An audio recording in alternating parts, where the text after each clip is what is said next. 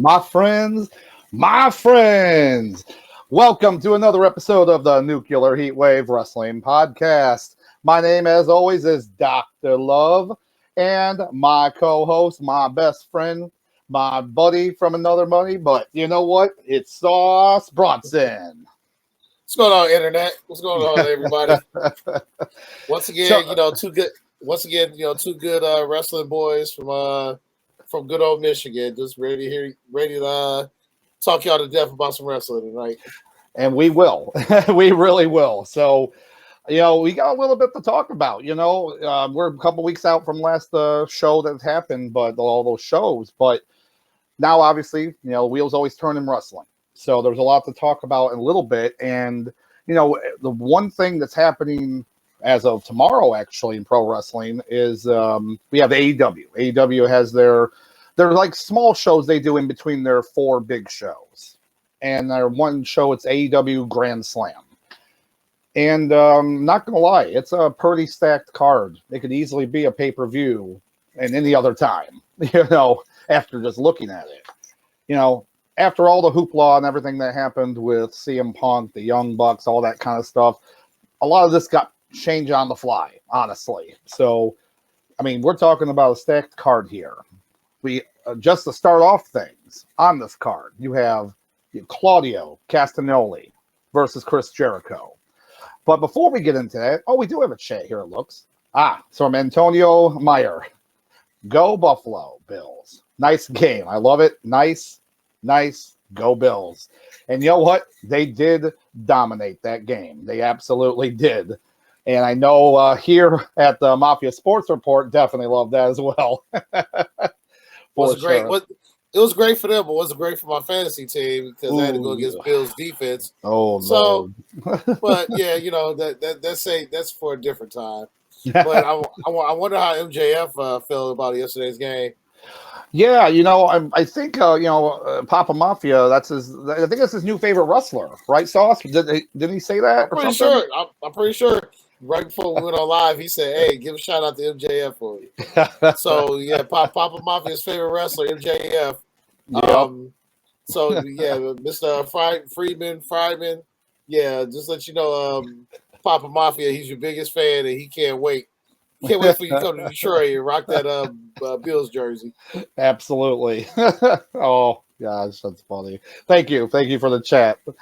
But yeah, going back to a little bit just in that card. So it starts off with Claudio Castagnoli versus Chris Jericho for the Ring of Honor Championship. So, if that's like basically your undercard or whatnot, that's a pretty good match. So, I know that with AEW buying Ring of Honor, it's kind of like, well, they're the same thing, but they are trying pretty hard to make it a separate entity, from AEW.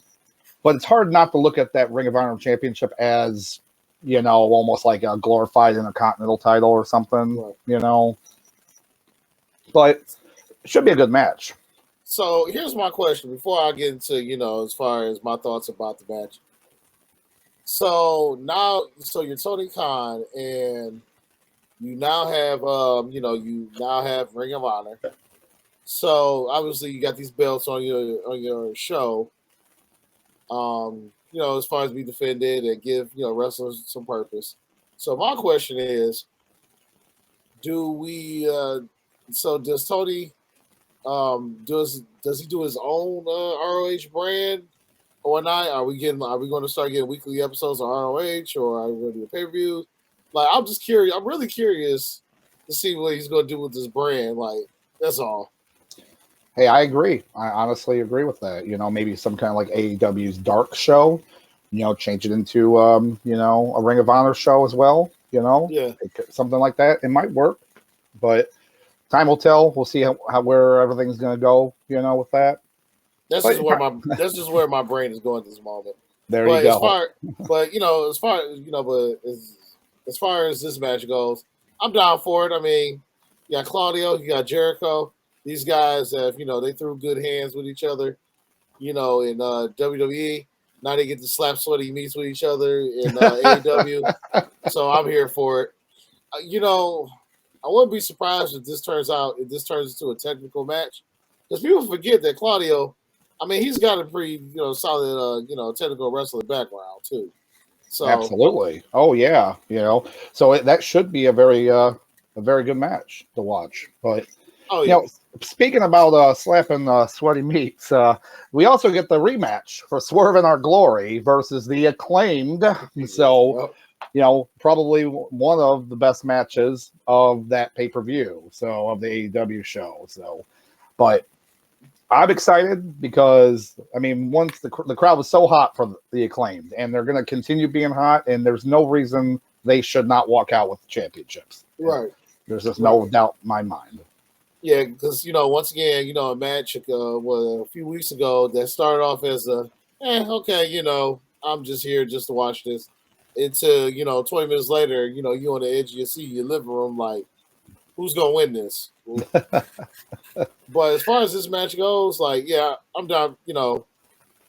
Will they?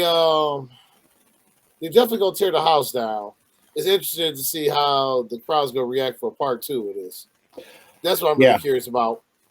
Oh yeah, absolutely. If they're gonna keep as long as now if that Swerve and Keith Lee are gonna get in that heel mode and really like the whole match, and then they can they have that feed off each other energy, then it should be. It should be a good match. It really should be. So, and if I'm booking this match, I would definitely put this. I would definitely either put as far as the Atlantic Championship match after that one, which we'll get into in a minute, or the Jericho ROH match, Claudio ROH match. You put that after that. I like that too because of the crowd, Yeah, because we just basically don't want to have another part 2 of you got this crazy tag match that the crowd goes crazy hot for, and then you put a women's match after that, and then the crowd feels like the crowd is dead. They're not really dead. They just need a minute to catch their breath, and I feel like they could do that with either Orange Cassidy or with the ROH Championship match. Yeah, that would be a good buffer. That's a good way to put it. So, and as you just started talking about with Pac and Orange Cassidy, and again, this one, people will sit there and say on paper, this won't be good. Same people said that about the Will Ospreay match with Orange Cassidy. And that ended up being a very entertaining match, That was like the show stealer. It really was. And they've already been building this up. It's not a random match. They've been building up the feud, since the All Out pay-per-view. And it's at that point it makes sense to do it. Will Orange Cassidy win? I could see it. I could see him maybe doing a feud with it. It'd be kind of cool. So I'll predict that Orange Cassidy will win. But regardless, it should still be entertaining. Oh yeah, these two definitely will tear it up. And it worked. And these two work so well together. Orange Cassidy with his pocket shenanigans, and just there, to piss off Pac, in between their little sets, what they do. There's gonna be a lot of good banter between these two. I'm looking forward to it. But my money is on Pac right now. Like, my man's riding high. I don't see that. I don't see that coming down. At least not anytime soon. All right. We're split here. We got the split decision. I got you. Well, okay. I see him losing the trios belt before I see him losing the Atlantic belt. Okay. Yep. Yeah, I could see that. Yeah, that makes sense. Because I think they weren't even supposed to win them. Right. So then, but all right. But moving on to another match that you kind of mentioned. Yeah. So apparently there's a fatal 4-way match for the interim women's championship. Because again, we have to continue saying interim champion for the women's, but it's Toni Storm versus Serena Deeb, Athena, and Britt Baker. So, again, this match could be a great match, but on a Dynamite but Grand Slam show, that's going to be the one I feel that is going to get the least amount of time. I feel like they're not going to. If Toni Storm retains, that's fine. It's okay, I guess. But I'd rather Britt Baker. I think Britt Baker should have it, but they're going to set up this. I think she should have it because if Thunder Rosa comes back, then you have that match which is a nice rematch for them to have that belt. It just makes sense. So. Oh yeah, But, like with this match, obviously, I see Tony Storm walking in with the gold. I see her walking out with the gold. Me personally, I just put this as the opener. If you feel like it's not going to get a lot of time, but you also want to get the crowd kind of going, I'll definitely throw this one on first. Oh yeah, Athena is in it. Your favorite match from the All Out pay-per-view. She was involved in that match, right, Sauce? Oh yeah. In the I can't remember what was it. Was it her match or was? Oh no. It was what's the name's match. That was the. I gave it a Shockmaster rating. It was Baszler's match. But Shayna Baszler. Yeah. I mean, this one came close to a Shockmaster, but I highly doubt that. I highly doubt. Yeah, you won't see a Shockmaster rating in this match. Oh my gosh. Yeah. Well, I mean, oh no, you won't. Not at all. So, and to round it out, we'll have the tournament the tournament finals for the AEW Championship, where you have Bryan Danielson versus Jon Moxley. So that's going to be great regardless. But if Bryan Danielson does not walk out with the championship, I would be extremely surprised. As I said 3 weeks ago when they first announced this tournament, you did, like, yep. The way that they set this bracket up, I said, yeah, Bryan needs this. Definitely, Bryan needs to walk out with this belt. I mean, granted, it would be cool, if Mox, becomes a 3-time champ. That's cool and all, but I feel like I think like Bryan definitely deserves the gold. Especially, he's living his best. Wrestling life right now.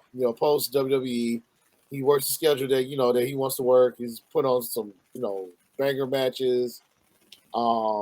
His health, as far as his health goes, it seems like he's doing pretty solid. Like not really, not doing no concussions. So with that being said, like go ahead and put the strap on him now. God forbid, if anything, bad, if that happens with him in the future. But right now, definitely put the gold on him because even if once they win, I mean, whoever wins this match is going to create a nice little storyline with the Blackpool club anyway. So, at the end of the day, whoever wins this match, I feel like the fans win at the end of the day, but definitely needs to be Bryan to walk out with the belt. Oh, yeah. And, it's funny, after reading the little tidbit online, and I completely forgot all about it, but it makes sense. Daniel Bryan, if he wins tomorrow, it'll be the third time in 3 decades that he got the belt, the World Championship, off of CM Punk after he, he lost it, left the company. And that was in Ring of Honor, and then that was in WWE. And then it could happen tomorrow. It's just crazy to think about, happening 3 times in 3 separate decades of wrestling. Yep. And that's why I love wrestling so much. If you have some long-term plans like this, but yeah, it would be cool to see that. So yeah, tomorrow it's going to be a good card. I mean, it's going to be a very good card, and I can't wait to watch it. And then you'll definitely, within this card, you're going to have some good matches. And, of course, MJF is going to come out, with a promo sometime either during the card or right after the main event. So. Oh, yeah, for sure. And then, because all of his promos are always fire. So. Oh, yeah. Ain't that right, Papa Mafia? Papa Mafia knows. He knows. He might not say it, but he does. He knows. He knows. Oh, man. But, even, with that all there said and done, in the wrestling